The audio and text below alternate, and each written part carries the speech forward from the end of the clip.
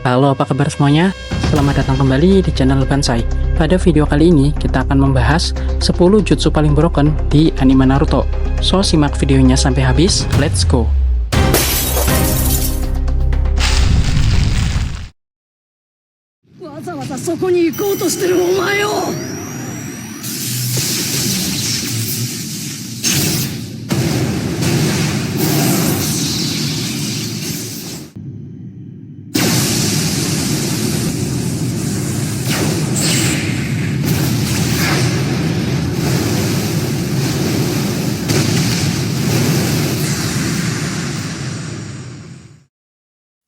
Selama series Naruto berjalan, banyak sekali ditunjukkan jutsu-jutsu overpower yang digunakan para shinobi yang membuat para penonton terpukau.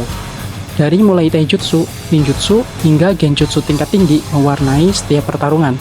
Jutsu-jutsu tersebut tidak hanya punya daya hancur yang broken parah, tetapi juga digambarkan dengan visual yang memukau dan animasi yang sangat mendukung.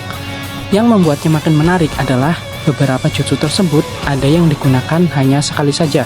Hal tersebut membuatnya terkesan sangat mewah dan eksklusif. Nah, pada video kali ini kita akan mengulas 10 jutsu paling broken di anime Naruto. Sebagai catatan, admin mengurutkan jutsu-jutsu ini berdasarkan daya hancur dan efektivitasnya. Tanpa berlama-lama lagi, kita langsung saja ke pembahasannya. Dari sekian banyaknya jutsu berbasis Kekkei Genkai, ada satu yang paling berbahaya bagi para shinobi, yaitu Kekkei Genkai elemen ledakan, perpaduan antara elemen tanah dan elemen petir. Si-Nol adalah jutsu terkuat yang dimiliki oleh Deidara, yang termasuk ke dalam jutsu berbasis Kekkei Genkai elemen ledakan. Jutsu ini tak hanya berbahaya karena punya daya hancur yang besar, tetapi yang paling mengerikan adalah karena radiusnya yang mencapai 10 km. Deidara menggunakan jutsu ini saat pertarungannya melawan Sasuke. Dia terpaksa mengerahkan jurus terkuat dan terakhir yang ia miliki tersebut, meski harus mengorbankan nyawanya. Sialnya, setelah Deidara mengeluarkan jutsu tersebut, Sasuke berhasil kabur dengan menggunakan Kuchiyose ularnya.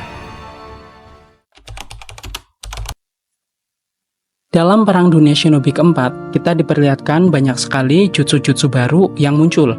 Salah satu yang paling merepotkan pasukan aliansi adalah Edo Tensei no Jutsu, yaitu menghidupkan kembali orang yang sudah mati untuk dijadikan pasukan abadi. Jutsu ini digunakan oleh Kabuto pada saat melawan pasukan aliansi di PDS keempat. Yang membuat Edo Tensei sangat broken adalah karena mayat shinobi yang dibangkitkan akan mempunyai kekuatan yang sama seperti ketika dia masih hidup. Namun di beberapa kasus, seperti pada kasusnya Hashirama, dia tidak mendapatkan 100% kekuatannya saat dibangkitkan di PDS keempat. Selain itu, pasukan Edo Tensei bersifat abadi. Mereka akan terus beregenerasi ketika tubuh mereka terkena serangan atau dihancurkan. Dalam sebuah wawancara, Kishimoto Sensei pernah mengatakan bahwa Deidara adalah Edo Tensei paling berbahaya karena dia bisa menggunakan Si-Nol berulang kali tanpa mengalami kematian. Pertama kali kita melihat skill ini, kita merasa bahwa jutsu Shinra Tensei adalah jutsu yang sangat cool dan badass. Pasalnya, jurus ini bisa memberikan gaya tolakan terhadap serangan apapun, baik itu benda fisik ataupun ninjutsu. Bahkan, bukan hanya benda kecil ataupun manusia saja yang bisa ditolak, tetapi juga makhluk sebesar hewan Kuchiyose Gamabunta bisa terpental oleh Shinra Tensei yang digerakkan Pain pada invasinya ke desa Konoha. Bahkan, lebih parahnya lagi, satu serangan Shinra Tensei dengan kekuatan penuh mampu meratakan seluruh desa Konoha dalam sekejap. Namun, ada satu celah pada jutsu tersebut, yaitu cooldown selama 5 detik. Yang mana ini waktu yang bisa dimanfaatkan oleh lawan untuk melakukan serangan dadakan. Susanoo adalah armor cakra yang sangat keras berbentuk humanoid raksasa. Jutsu ini adalah jutsu khas klan Uchiha, baik pengguna Mangekyo maupun pengguna Rinnegan. Susanoo memiliki banyak keunggulan, baik dari segi pertahanan maupun dari segi serangan. Ditambah lagi, Susanoo dilengkapi dengan senjata khas masing-masing pengguna Susanoo, seperti cermin Yata yang mampu memantulkan semua jenis serangan, pedang Totsuka yang mampu menyegel apapun ke dalam genjutsu abadi, Yasaka Magatama berfungsi sebagai shuriken yang dihasilkan Susanoo, dan pedang panjang raksasa yang dimiliki setiap perfect Susanoo. Dengan semua skill yang dimiliki Susanoo, maka bisa dipastikan pertarungan melawan jutsu tersebut hampir mustahil untuk dimenangkan. Apalagi karena penggunanya berasal dari klan Uchiha yang terkenal akan kemampuan dan kejeniusan mereka. Bahkan, dalam beberapa adegan, Itachi mengakhiri pertempuran melawan shinobi kelas S dan kelas dewa dengan Totsukanya. Taijutsu bukan sembarang taijutsu. Hachimontoku adalah teknik taijutsu yang membuka 8 gerbang batin dengan teknik terkuatnya, yaitu Shimon atau gerbang ke-8. Pengguna teknik ini adalah Meito Gai dan ayahnya. Pada gerbang ke-8, Gai akan mengeluarkan 2 jurus mematikan, yaitu Sekizo dan Night Gai. Sekizo adalah serangan pukulan sebanyak 5 kali berturut-turut. Bahkan jutsu ini mampu membuat Madara berantakan. Kemudian Night Gai. Teknik ini mengeluarkan aura merah darah berbentuk naga, yang mana pengguna akan melayangkan satu tendangan super cepat dan sangat kuat.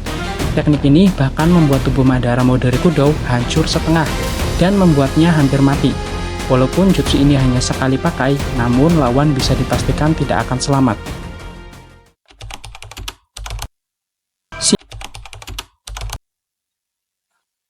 Panah Indra adalah kumpulan cakra super besar yang dimanifestasikan dalam bentuk panah berelemen petir yang sangat kuat. Jutsu ini digunakan oleh Uchiha Sasuke saat battle terakhirnya dengan Naruto di atas awan.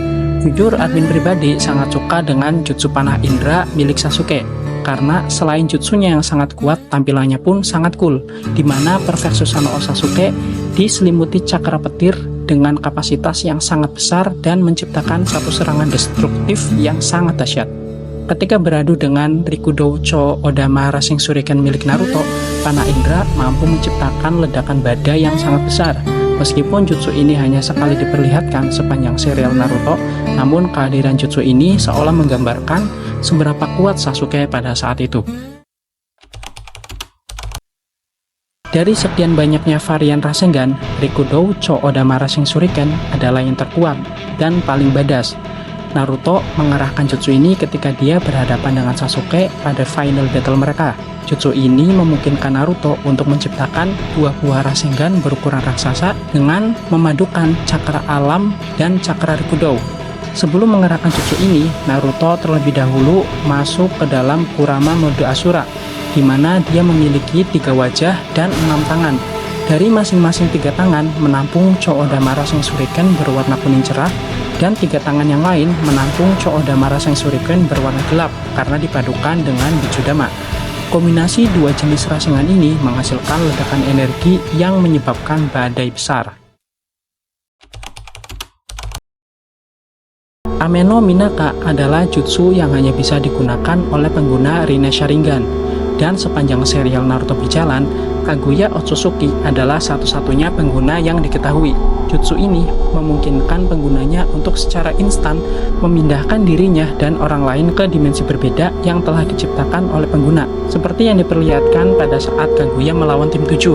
Mereka beberapa kali dipindahkan dari satu dimensi ke dimensi yang lain, yang mana hal tersebut membuat mereka tidak siap menghadapi medan yang akan ditempati secara tiba-tiba, seperti gua lava, padang salju, dan tempat yang bergravitasi tinggi.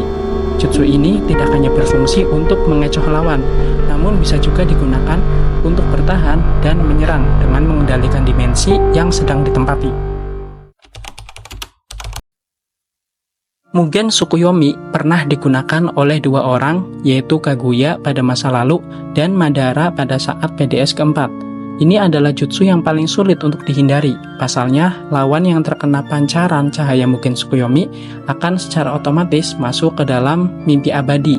Cahayanya yang sangat terang memungkinkannya menjangkau celah tersempit sekalipun. Bahkan, tak ada cara untuk terhindar dari jutsu ini kecuali shinobi yang punya paling tidak kekuatan mata yang selevel atau hampir selevel dengan Rinne Sharingan, seperti contohnya Sasuke yang memiliki Rinnegan spesial dengan Tomoe. Alhasil, dia berhasil menyelamatkan tim 7 dari Mugen Tsukuyomi. Korban yang terkena Mugen Tsukuyomi akan berada pada dunia mimpi yang mereka inginkan, sampai tubuh asli mereka mati karena diserap pohon Shinju. Oke teman-teman, mungkin sampai di sini dulu pembahasan kita kali ini. Jika ada yang keliru atau ada yang ingin kalian tambahkan, silahkan tulis di kolom komentar dan jangan lupa subscribe agar kalian tidak ketinggalan pembahasan menarik lainnya, serta komen pembahasan anime manga apalagi yang mau admin bahas. Sampai jumpa di video berikutnya, salam Bansai.